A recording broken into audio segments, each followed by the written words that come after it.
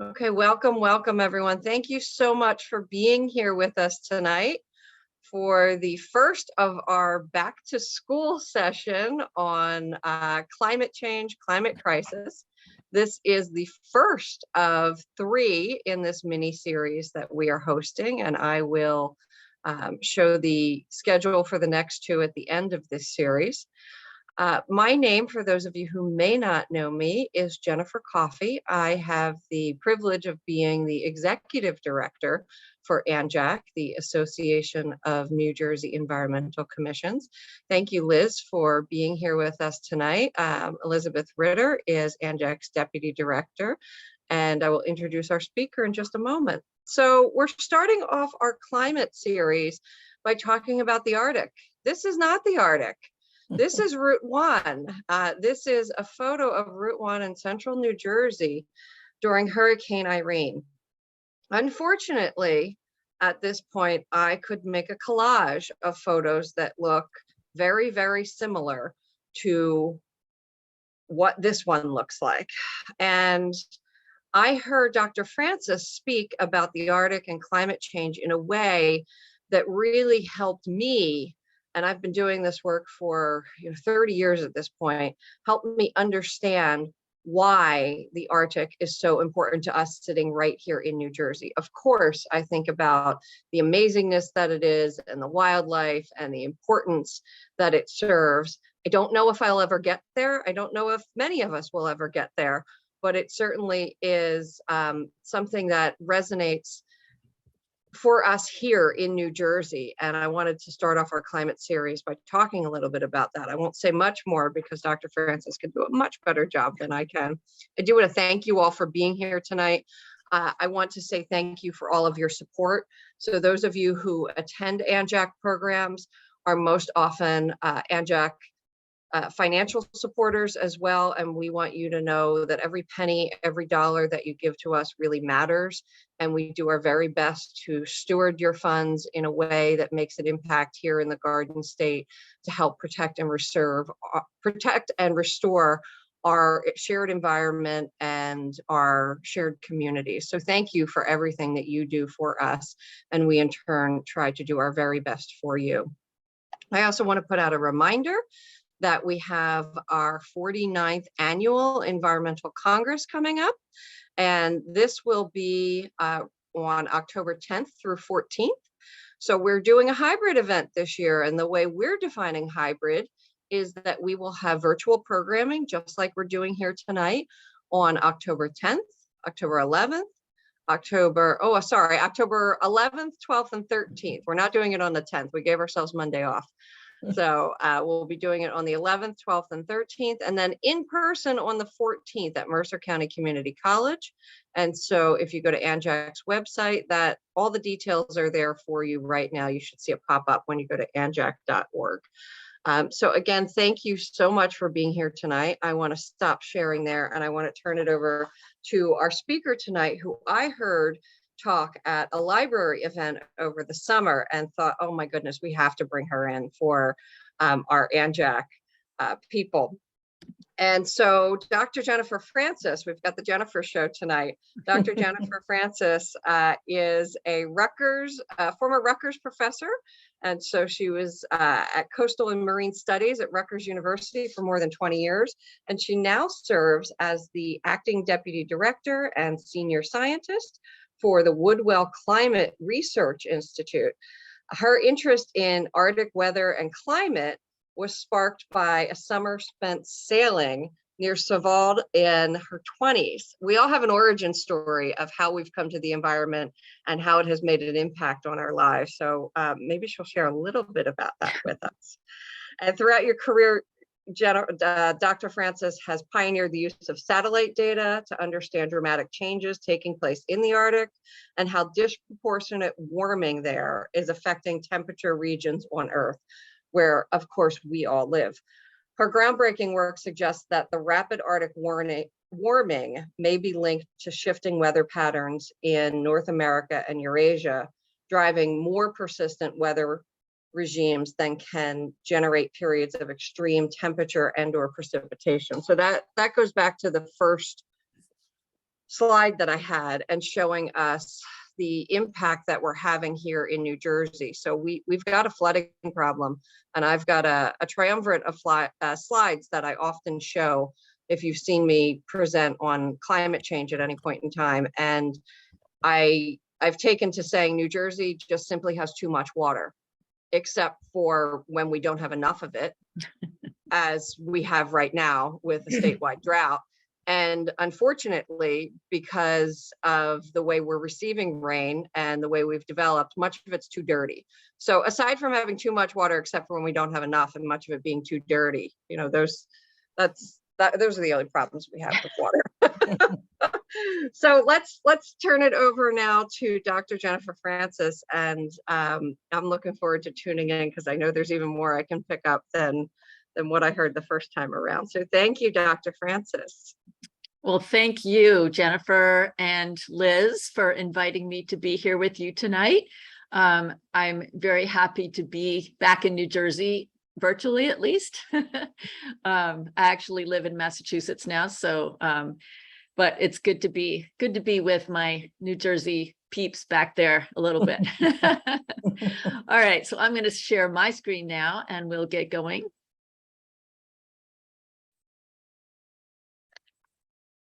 All right. Yep, there we go. We've got it. Okay. All right.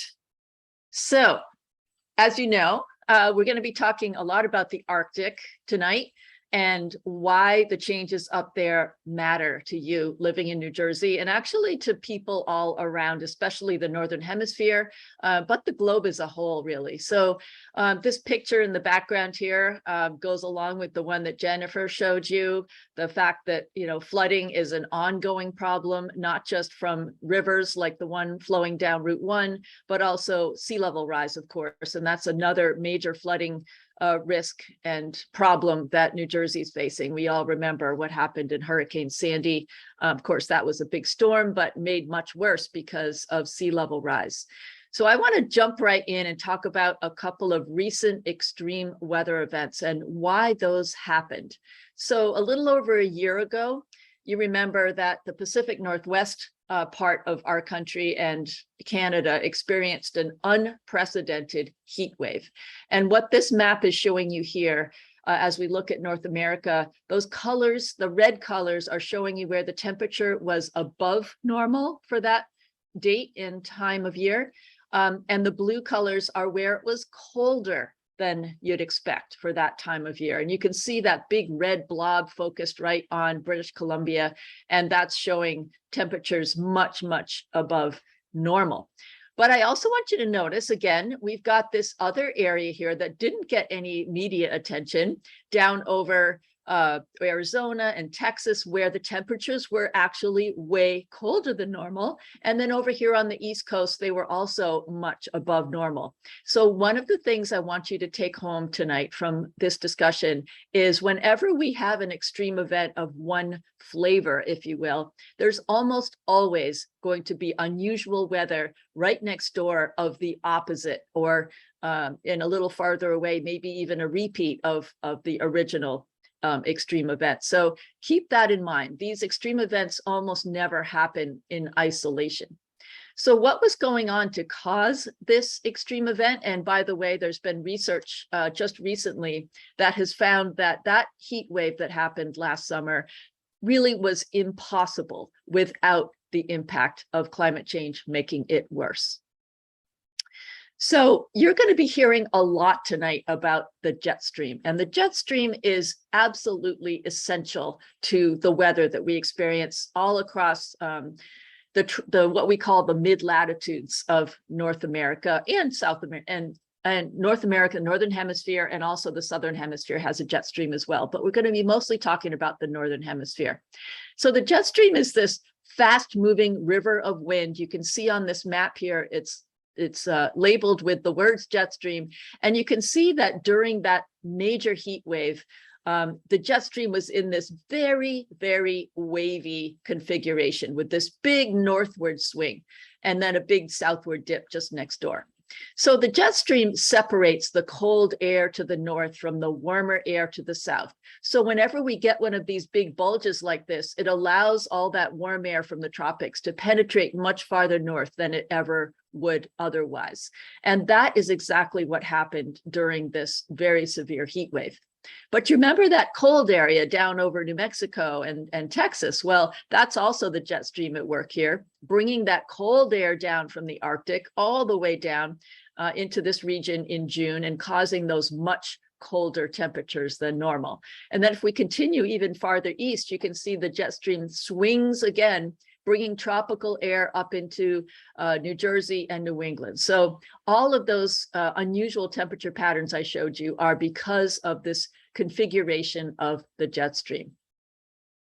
So we're going to switch gears and look at another extreme event that you probably remember that happened back in February of 2021, so about a year and a half ago, when the center of North America experienced an unprecedented cold spell. And if you'll remember, that cold extended all the way down. These colors are showing you where the cold air went all the way down to the border with Mexico. During this very severe cold spell, Dallas at one point was -2 degrees Fahrenheit. And at the time, it was colder in Dallas than it was in parts of Alaska and parts of Greenland. That's how cold it was. So not only was this cold severe, but it also covered a huge area and it lasted a really long time. And the places where it penetrated so far south just are not used to dealing with this kind of cold. You know, if you live in Minnesota, you expect it to be -2 Fahrenheit several times through the winter, but not in Dallas, Texas. They are just not equipped. And as you probably remember, it caused all kinds of problems with the utilities and the power grid, and people's pipes were breaking, and it caused all kinds of damage and misery and death. It was a very, very disruptive event. So what was going on to cause that? Well, here again, we're looking at the jet stream. This time it's called the storm track, which is another name that sometimes TV meteorologists will use for it. And you can see that during this cold event, it had this big southward dip in it. And remember, that is the boundary between the cold air to the north and the warm air to the south. So when we get one of these big dips like this, you can expect it to be cold north of the jet stream there.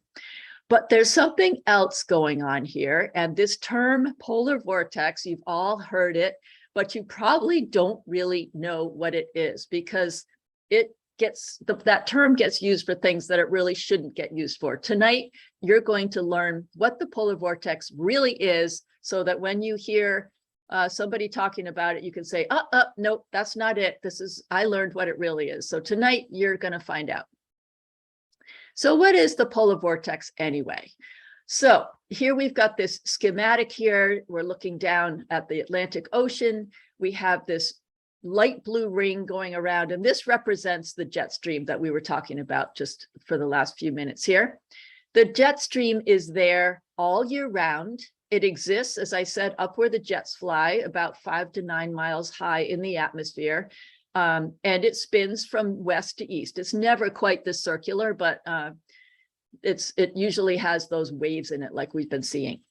But sitting above the jet stream, much higher in the atmosphere, so more like between 10 and 30 miles up in the atmosphere, we have another spinning area of wind, also from west to east, but it tends to sit right over the North Pole, and it's only there during the winter months. The polar vortex does not exist in the summer. And inside this polar vortex is very, very cold air. And most of the time it sits up there during the winter and it doesn't bother anybody. It really doesn't have any impact on our weather at all. But every once in a while, that polar vortex will become disrupted. And by disrupted, I mean it can get stretched into like a bean shape, or it can even break up into two parts, like it's being shown in this diagram on the right here. And when that happens, that really, really cold air that's inside this swirling wind of the polar vortex often drops down over the continent. So one down over North America, one down over Eurasia in this case. And what that does is it really reinforces that cold air in a cold spell. It causes the jet stream to dip even farther south, and it causes some of our really severe cold spells. So that's exactly what happened in February of 2021. We had one of these massive disruptions in the polar vortex, and some of that extremely cold air dropped down over North America, and another blob went down over Eurasia.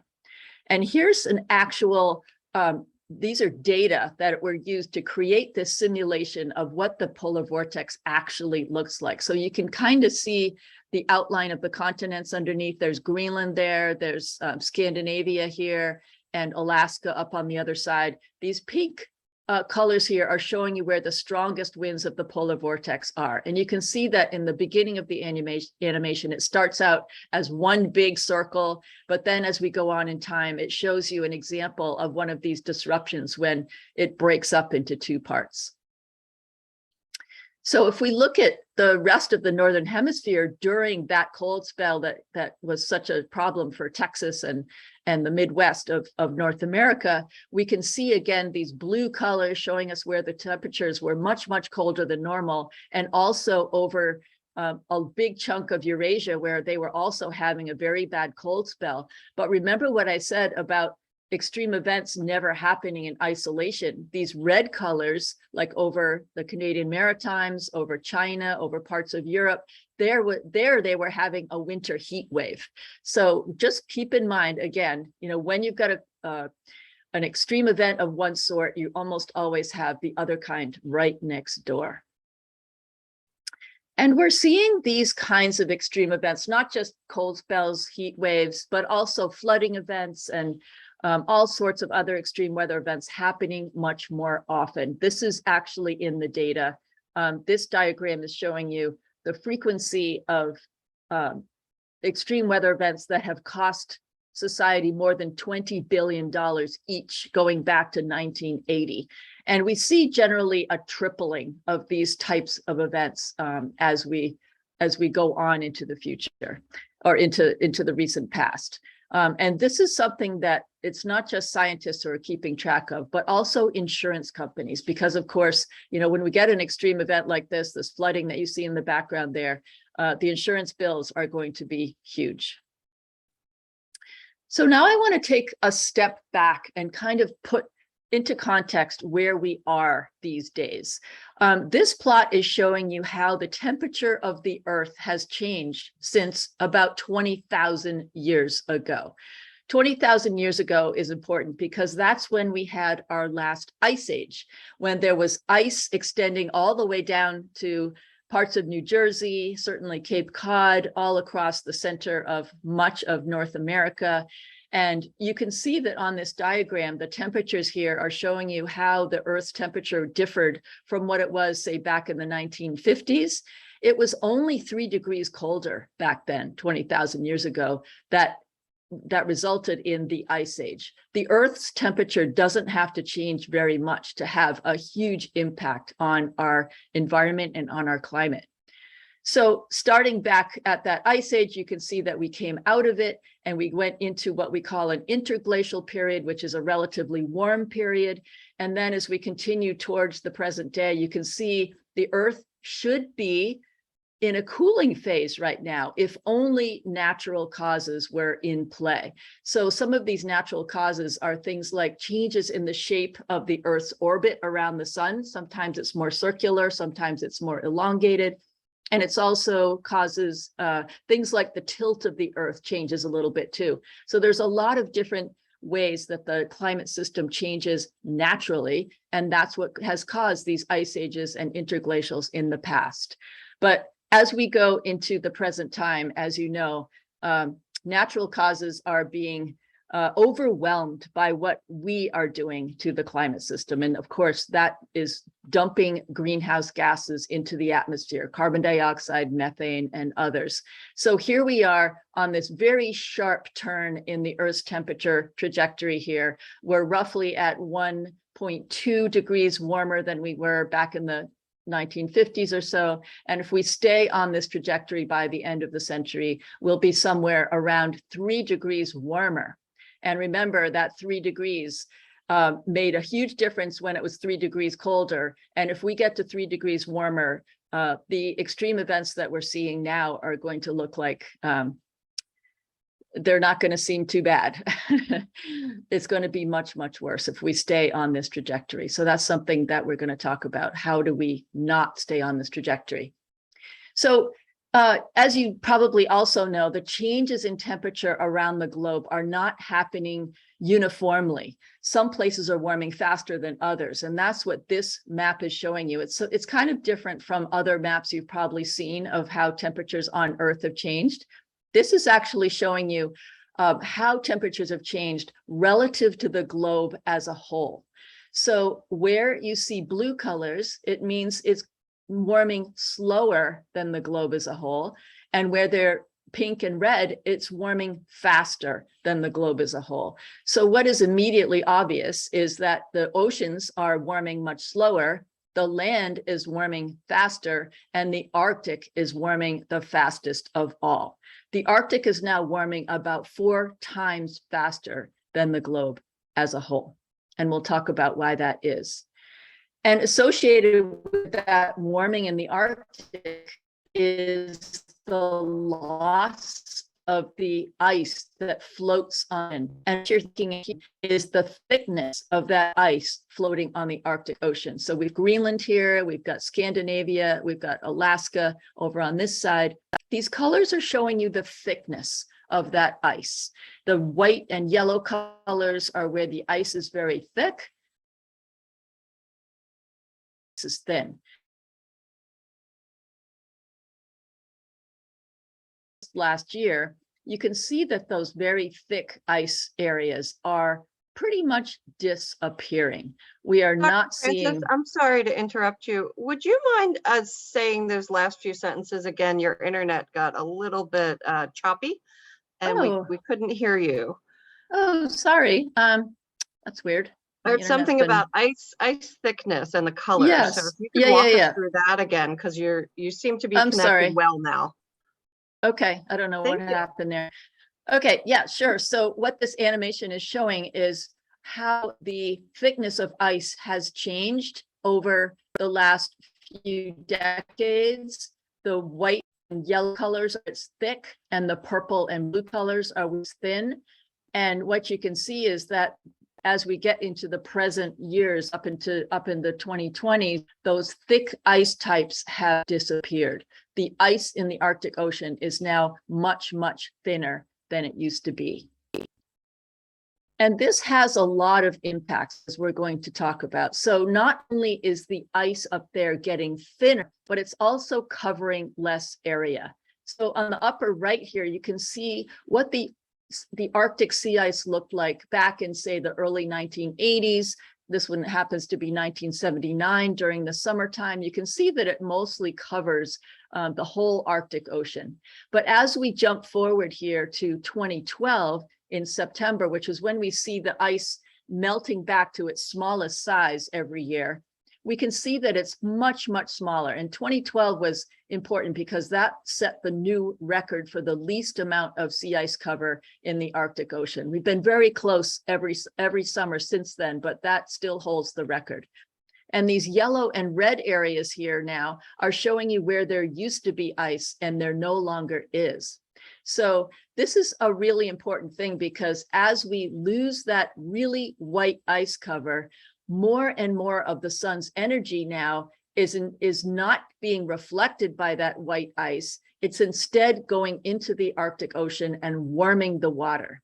And so as that water gets warmed up, it melts more ice, which of course then exposes more water. And again, it absorbs even more of the sun's energy. So this sets up a vicious cycle in the climate system. And this is the main reason why the Arctic is warming so much faster than anywhere else, because of this vicious cycle. And if we take into account the thickness change in the ice and the area change of the ice, we can estimate the volume change. And we have actually lost 75%, 3/4 of the sea ice in the Arctic is now gone. And that's happened only in a 40-year period. This means the Arctic surface is darker now because we've lost that bright white ice, and that is making the Earth darker as a whole.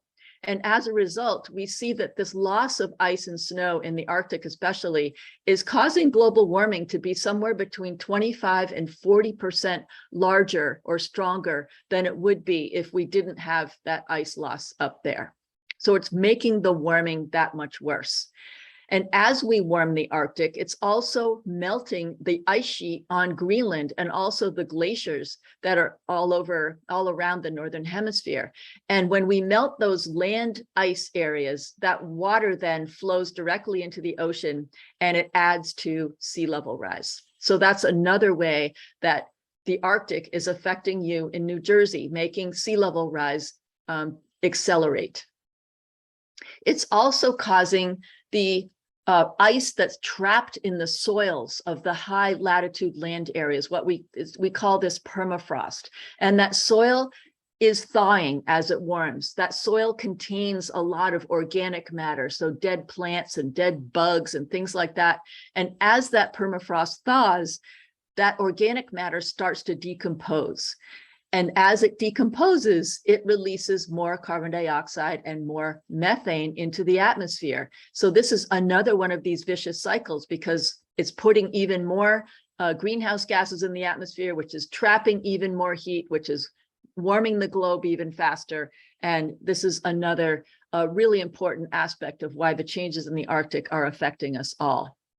And then finally, the one I'm going to talk the most about, which is where we kind of started our conversation tonight, is how the rapidly warming Arctic is affecting those winds of the jet stream that you now know are responsible for creating those extreme events that we talked about in the beginning. So this is how I want to try to explain it to you and talk about why there's a jet stream in the first place and how the Arctic is affecting it. So if you can imagine a layer of air that extends from wherever you are, New Jersey probably, all the way up to the Arctic. Now, if you were sitting on top of this layer and looking towards the north, we see that this layer takes up more room in New Jersey because it's warmer, and in the Arctic where it's cold, that creates a hill in the atmosphere. So that layer is thicker in New Jersey and it's thinner in the Arctic. So if you were sitting on top of that layer and looking towards the north, it would look like you were looking down a hill, which in fact you are. So the air on top of that layer wants to flow down that hill, just like water wants to flow down the side of a mountain. This creates a wind in the atmosphere, a wind from the south to the north. But because the Earth is spinning, that wind gets turned to the right. Everything that moves in the Northern Hemisphere gets turned to the right because of the Earth's spin. And that's what creates the west to east winds of the jet stream that I showed you in the beginning. Okay, so now we've got to remember what's happening in the Arctic. The Arctic is warming so much faster. So that layer is getting thicker faster in the Arctic than it is down here in New Jersey. And that's causing that hill to become less steep. So there's less force driving that wind from south to north. And as a result, the jet stream is weakening because of this rapid warming that's happening in the Arctic. Now, we know when the winds of the jet stream are weaker, and it happens naturally from time to time, we tend to see the jet stream take these bigger north-south swings, like I showed you in the beginning. And it's because the winds are more easily deflected by, say, the mountains of the Rockies, or it can even be deflected by blobs of warmer, cold water out in the Pacific Ocean or anywhere else. And so, but we see these bigger waves in the jet stream. And if you think back to those extreme events that we talked about in the beginning, you remember that they were both caused by these very large waves in the jet stream. And that's really why we care so much about these waves, because they have such an impact on our weather. So here's a schematic again of the jet stream. And you already know that it separates the cold air to the north from the warm air to the south. But these waves also create the high and low pressure areas that you see on a TV weather map. So this part of the jet stream where the winds are from the northwest is where you tend to see high pressure, where the skies are blue and it tends to be dry. And so when you're under this part of the wave in the jet stream, you tend to have nice weather conditions. But this part over here, where the winds are coming from the southwest, is where we find our stormy area. We tend to see clouds, we tend to see rain. So when this part of the jet stream is over you, you can expect to get stormy conditions. So anything that affects the size of these waves, where they're located, is going to affect what you experience in terms of weather. And the other factor is the size of these waves. When they get big, like the one in the schematic, they tend to move much more slowly from west to east. And that means that the weather that they're causing is going to tend to feel like it's stuck. It's just not changing. The conditions are just going on and on. So you can think about the drought out in the western states that we're experiencing right now. That's because we've been in this type of a jet stream configuration for a good part of the last several years. This has been a very persistent pattern that comes back again and again. So it's too bad that the real jet stream isn't nice and simple like that, because it would make my life a lot easier in trying to study it. But in fact, what it really looks like is this. It's this huge mess of swirls, and these colors, red and yellow colors here, are showing you where the strong winds are. So you can pick out the jet stream very easily with your eye. These are actual wind data that were put together by NASA. And you can see that these waves are always there. Sometimes they're small, like in the beginning here, as we rotate over North America, you can see they're small and the waves ripple quite quickly across the continent. But then when they get big like this, they tend to stay in one place for a while. And again, that's what causes those weather patterns to become very persistent. And when you have persistent weather conditions, that can lead to things like floods and droughts and heat waves, and eventually wildfires, and all the things that we've been seeing across the Northern Hemisphere, especially this last summer. So now I want to shift a little bit and talk about the future. And I'm going to go back to sea ice to describe what we think is going to happen, what could happen, but what we want to try to not let happen. So this diagram here is showing you how the amount of sea ice, the area of sea ice in the Arctic, has changed in the past. Here we are to the present time, and how it could change in the future.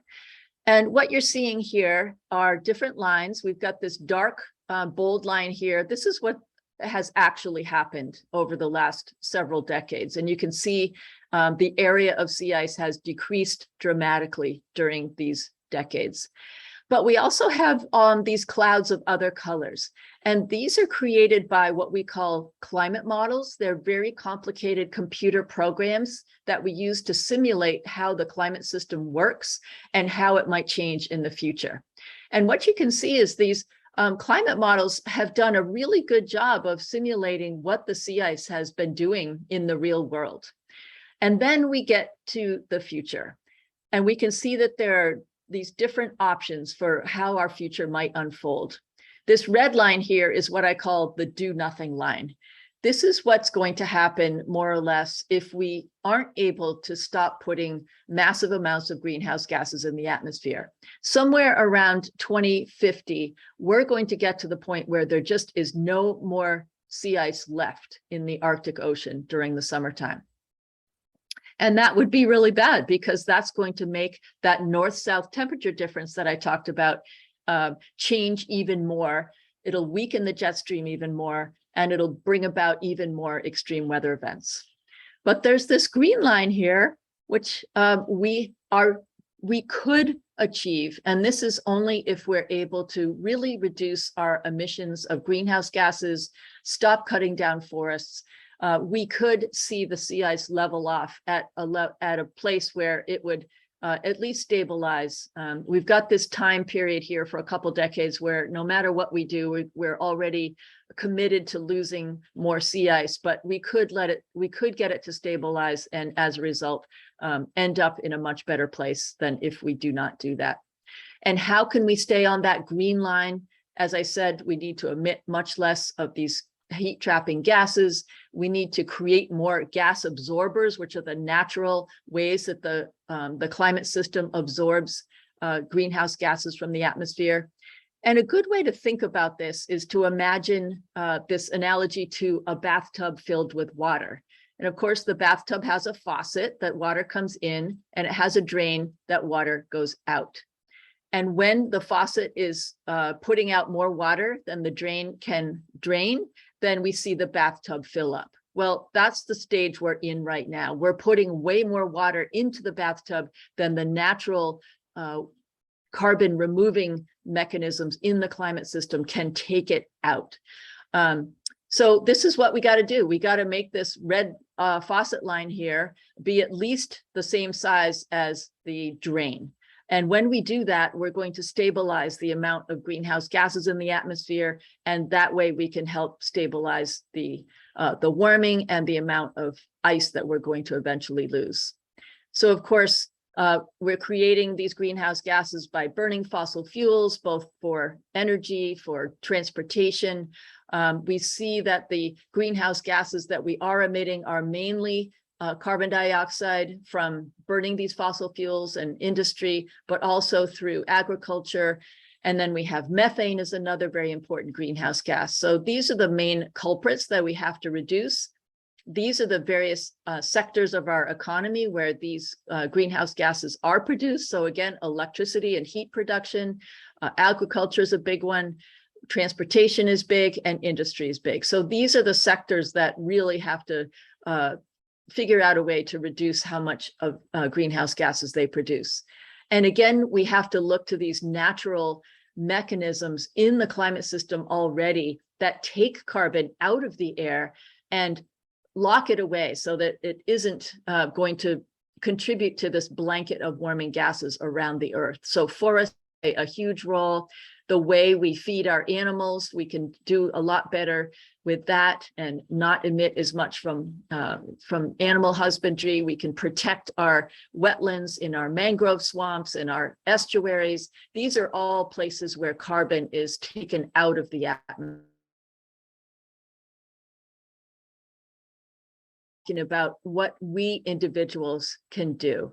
You will all remember Hurricane Sandy when it came ashore and was such a devastating event for New Jersey, especially, but most of the entire of the East Coast was affected in a huge way. And we're going to see tropical storms like Sandy not only become stronger, we're going to see more of the high category type hurricanes, but we're also going to see them taking more unusual routes like the one Sandy did. This is all research that's really a hot topic right now, but this is one of the things we expect to see happen more often in the future.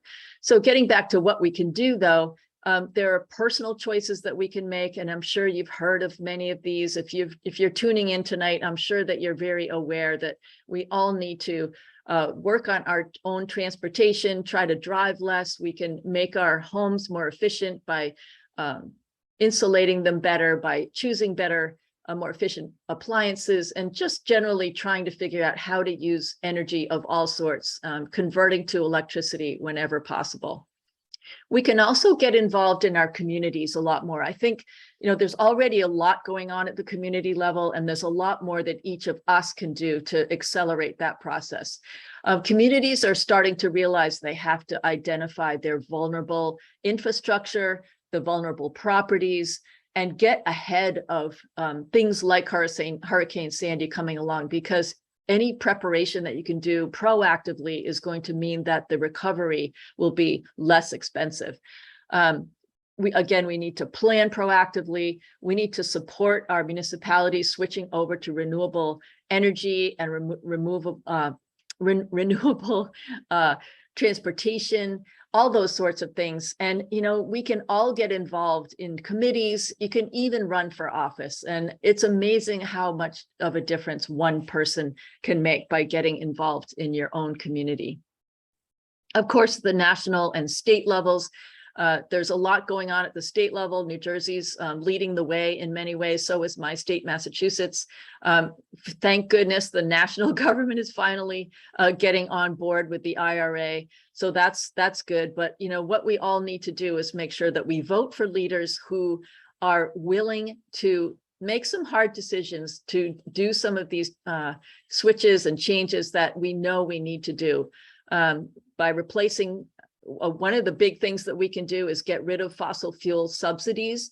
We are now, as a country, spending over $600 billion a year subsidizing the fossil fuel industry. And this is something that could stop immediately, and instead use that money for all kinds of other things, like the getting the adaptation and getting ready proactively for the extreme events that we know are still going to come, for switching to renewable energy sources. These are all much better uses for that funding than further lining the very wealthy pockets of the fossil fuel industry right now. And of course, you can educate yourself, and also I know that you're educating yourselves because you're here tonight, but also you need to talk about it. We need to take these hard conversations and try to drill it through people's heads who just don't get it yet. Arm yourself with information, and we just got to get out there and talk about it.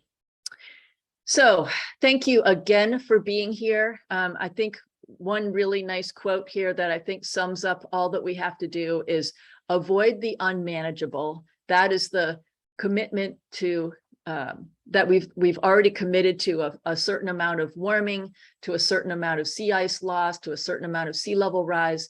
But we know that if we can curtail our emissions of greenhouse gases, that we can manage the unavoidable. We can make the future less bad than it would be otherwise.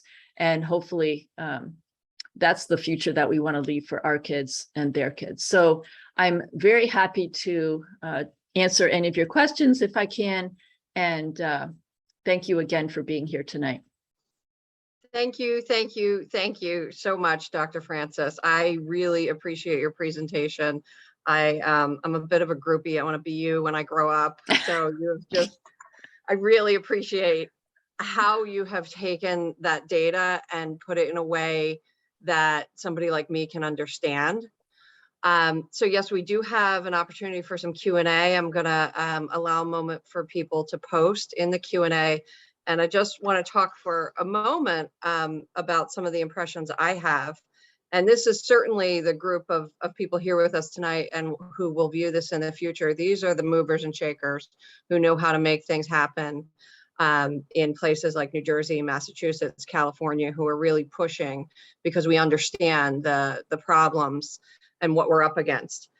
So thank you. I also want to apologize to our attendees for anybody who now has trouble sleeping tonight, because we certainly have got our work cut out for us. And I know this is a thinking group. I sometimes get asked, how do you keep doing this? Because I have wanted to work in the environmental sector since I was 4 years old, because I saw the impacts that dirty air had on me and my sister, who are asthmatics, growing up in a city. And so I just didn't understand why companies would make the air bad if it sent kids to the hospital. So I'm privileged to do this work. And I keep going, and I find inspiration because we've done really hard things before. This is a really, really hard one to combat. But when I was a kid, the big problem was the ozone layer. It was going to cook us. It was going to fry us. We had a hole in our atmosphere. It was a nightmare. Although we haven't 100% solved that problem, we've largely resolved that issue. And it's because we have come together as local communities, as international communities. We understood the science and we took action to reduce the chlorofluorocarbons and other chemicals that were degrading our ozone layer. Now, my family lives in Australia. I know Australia and New Zealand still experience a thinning during certain times of year. So we've got to be particularly careful with our sunscreen, and you get all the good hats over there because they got a good hat culture. So we can do hard things, and in New Jersey, ECs are doing hard things. And I want to thank you for everything you're doing. You pointed out, Dr. Francis, some of the biggies where we need to reduce our carbon and really methane emissions as well.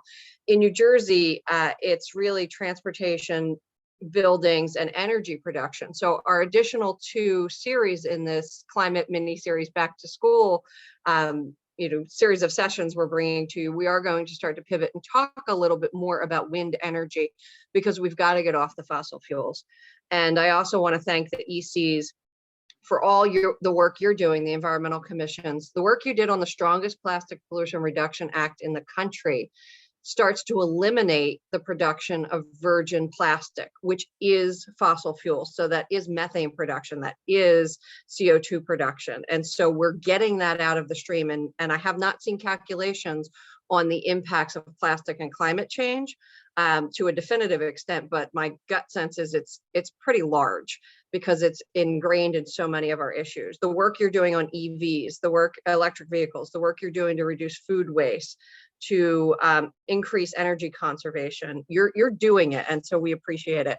I'm going to stop chatting there because we do have a number of questions that I want to read out to you if we've got a couple minutes. So the first one is, we talked a lot about the Arctic tonight.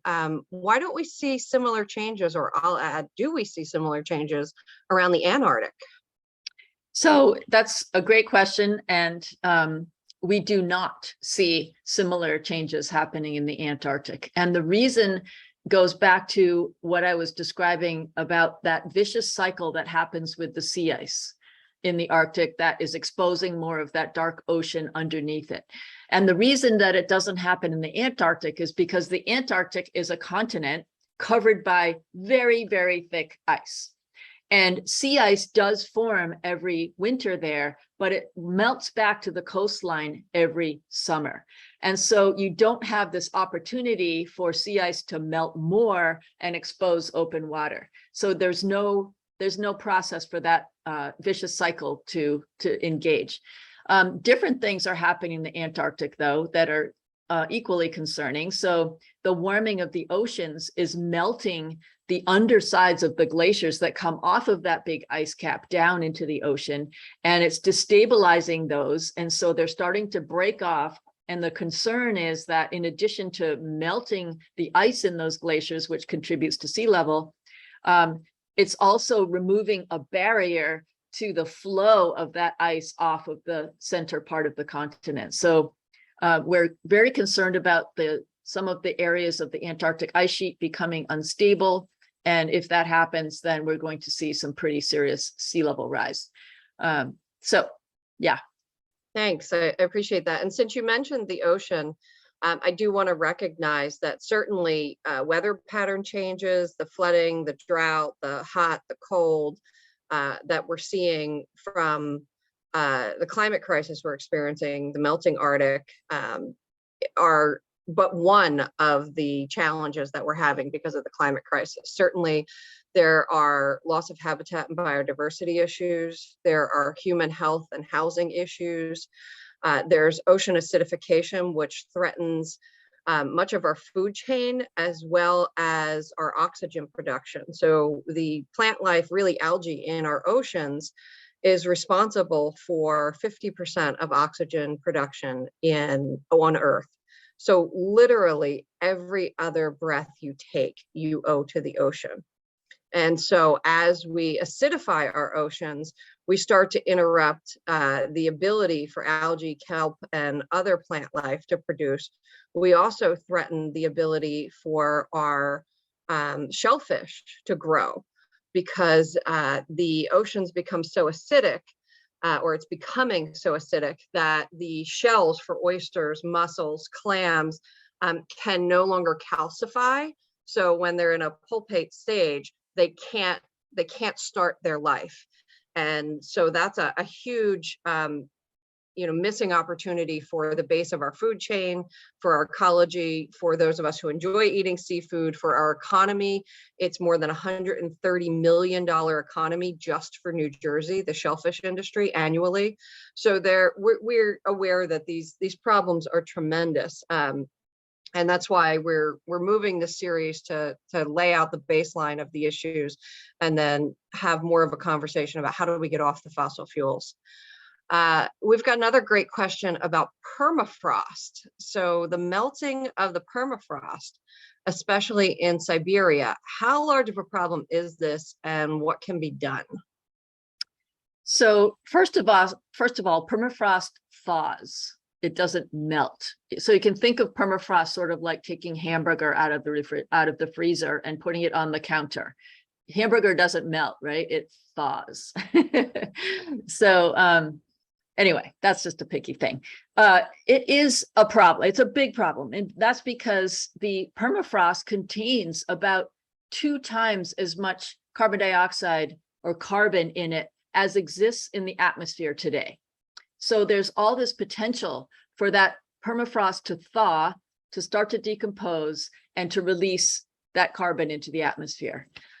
We are seeing the permafrost thawing rapidly. We're seeing even the deeper permafrost, where it hasn't gotten to the freezing point yet, is warming up. And it's all because the Arctic is warming so fast. What can we do about it? The same thing we've got to do about the climate crisis generally. We have to slow the warming. We have to stop the warming if we can. That's really the only solution to slowing down the thaw of the permafrost. And it's a big concern. That's right. I love that hamburger analogy. I didn't know that before. I thought permafrost was a layer of ice. So, but it's not. It's more like land. Is that what you're saying? Yeah, it's soil. Like Yeah. in the winter, your soil freezes in your garden, right? It's just like that. Only it's permanently frozen, and it contains dead animals, dead plants, soil, mushroom parts. I mean, all kinds of stuff in there. And so it really is much more like hamburger than it is like ice. Huh. That's great to know. Thank you. Our next question, maybe I can help answer this. What would be a great step for New Jersey inland municipalities to take to help mitigate the impacts of climate change on their communities? So I'll take a run at that one if you don't mind. Sure, go for it. Dr. Francis had a list of things that we can do. I've got a list of 2. One is we have to become more resilient to the impacts of the climate crisis. We cannot stop at this point. She showed you that graph, and there's a period of time where we are going to see impacts to our climate and to our communities, no matter what we do. And then the second step, so we've got to become more resilient. The second thing we need to do is to reduce as fast and as much greenhouse gas emissions as we can to keep the problem from getting exponentially worse. So ANJAC is working on putting out recommendations on a regular basis. Everything we do, we're thinking about climate crisis and advancing environmental justice.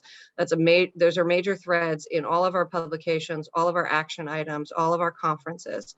And the first thing I would encourage you to do would be to go to njpactnow.org. That's njpactnow.org. We are encouraging Governor Murphy to release the flood hazard regulation updates that the DEP has prepared. I and many others have worked on improving these regulations. What they will do is recognize that we are simply receiving more rainfall in larger volumes now than we ever have. And the bad news is it's going to continue that way for some time. And so we need to stop building in places that flood and we know will flood. So when you're in a hole and you want to get out, you have to stop digging. And that's what we need to do in New Jersey. And Governor Murphy is unfortunately holding up those regulations at the bequest of developers who are saying it's too big of a financial impact. The financial impact comes when municipalities have to rescue people from their basements and roofs. It comes when your home is destroyed. It comes when 30 people lost their lives in Hurricane Ida last year in New Jersey. So that, and on the local level, we have got more series coming to improve stormwater ordinances, to work on municipal climate hazard assessments, so that we begin to change our communities in ways that make us safer. And then pay attention to expansion of electric vehicles, reduction of food waste. When you throw food into a landfill, it becomes methane. And methane is, I learned methane was 20 times worse than carbon. Now I've heard it's up to 80. So somewhere between 20 and 80, I think, is where the science is at this point. Methane's bad. It holds a lot more heat than carbon. So we've got to stop doing that. So those are things that I would pay attention to, and ANJAC is developing action items on. I don't know, Dr. Francis, if you have anything to add with that. I think that's a great summary. Thank you. Great, thank you. And so we've got 3 more questions I want to run through real quick if we have time. When the Earth normally heads back into ice age, what is changing the climate to make it cooler? And can we do that in a man-made way? So naturally, when we fluctuate between ice ages and those interglacial periods, it's because of the things that I mentioned, is changes in the Earth's orbit around the sun, and it's changes in the tilt of the Earth relative to the sun. Both of those things affect how the sun's energy is deposited onto the Earth's surface. And we can't change the orbit. We can't change the tilt of the Earth. There are ideas out there about trying to make the Earth cloudier by spraying salt particles into the atmosphere, by injecting little mirror-like particles up into the stratosphere to get more of the sun's energy reflected back to space. These are all under the heading of geoengineering. I think we are already messing with the climate system in ways that is pushing it into uncharted territory that we don't completely understand. I think the idea of messing with it further is going to lead to all kinds of inadvertent consequences that we just don't have a good handle on. And I think it would be a really bad idea. It would also take resources away from getting at the disease itself, which is figuring out how to put less greenhouse gases into the atmosphere, transitioning to cleaner non-fossil fuels, and that's what needs to happen. Great, thank you. I'm not quite sure I understand this next question, but let me read it. Maybe it'll become clearer. Is there an altitude relation to the impact of climate change, other than the obvious low regions are under more risk of flooding? Yeah, so down near the surface is where the warming is largest. That's where the greenhouse gases are trapping the heat. But interestingly, in the stratosphere is cooling because of greenhouse gases. And that's because greenhouse gases not only absorb infrared energy and then re-emit it in the lower parts of the atmosphere, but in the upper parts of the atmosphere, they emit it and lose it to outer space. It doesn't come back. And so because there's more greenhouse gases up there now than there used to be, the stratosphere is actually getting colder. And of course, that's much, much higher in the atmosphere. But we're also seeing changes happening quite quickly at high mountain areas. So as the temperature rises, we're seeing less snow falling. The snow line is rising. We're seeing more rain instead of snow falling. So there's actually some really rapid changes that are happening at high elevations in mountains, and that's having a big impact on the wildlife there, because if you've got a certain population of some animal or plant, they're kind of stuck. If their habitat disappears because of the rising temperatures and snow level, then they have nowhere to go. So yeah, there's some big changes happening in mountains as well. That's fascinating. Thank you.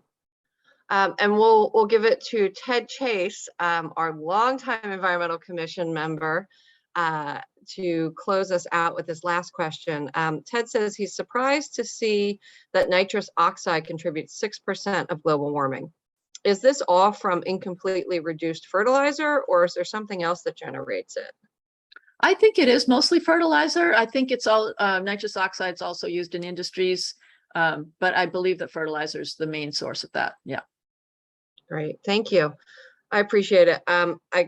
This is the second time I've seen your presentation, and I learned just as much, if not more, seeing it again. I really appreciate you being here.